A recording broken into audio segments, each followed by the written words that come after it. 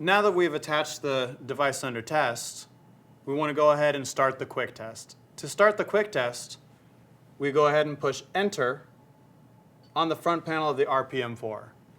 You have two selections. You have Quick and File. Quick is a selection to actually run the quick test. File is to recall the information that you actually collect in the test. In this case, we're going to select Quick. The next menu asks, do you want to run the previous test? Since I don't know what the previous quick test was that was run, I want to go ahead and create a new one. We're going to select, no, I do not want to run the previous one. The next menu is units.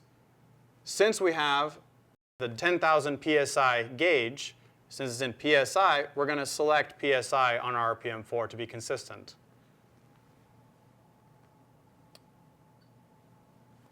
Now it is requesting the DWT full-scale pressure. The DWT full-scale pressure is very important to enter in correctly. This particular gauge is 10,000 PSI, so we would enter 10,000 PSI. If you had a 5,000 PSI gauge, you would enter in 5,000 PSI.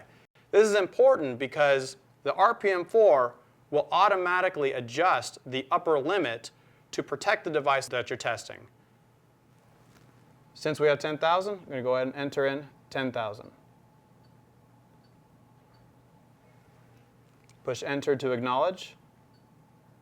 Now it's asking the accuracy of the device you're calibrating. This gauge happens to be 0.25% full scale, which is default. This is also important to be correct on because this adjusts the stability limits to give you the indication that it is okay to take your point, the red and green on the ready, not ready light, which you will observe throughout the test. Test increments. This is what pressures do you want to go to? In this case, we're going to go 25% increments. 25% of the full scale of your device, which is 10,000 PSI. It's already at 25, so we'll push Enter. Now we have a choice on how we want to run the 25% increments. We can go up, we can go down, which is ascending or descending, or we can go up and down or down and up. In this particular case, we're going to go ahead and go up and down, which is selection 3. This is to confirm that your ranges are correct.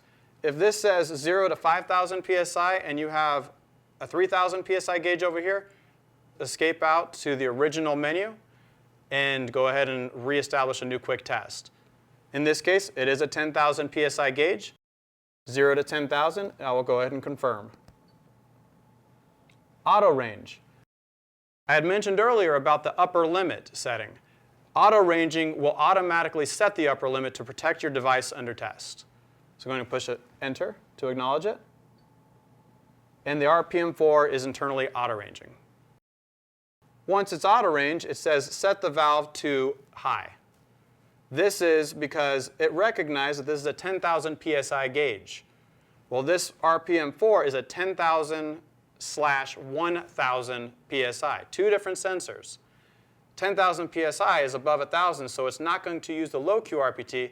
It's going to use the 10,000, the high, thus asking to isolate the low pressure, to protect the low pressure QRPT. Push Enter. Now it's asking you to exercise. If you wanted to exercise, you would make sure that the test isolation valve is open.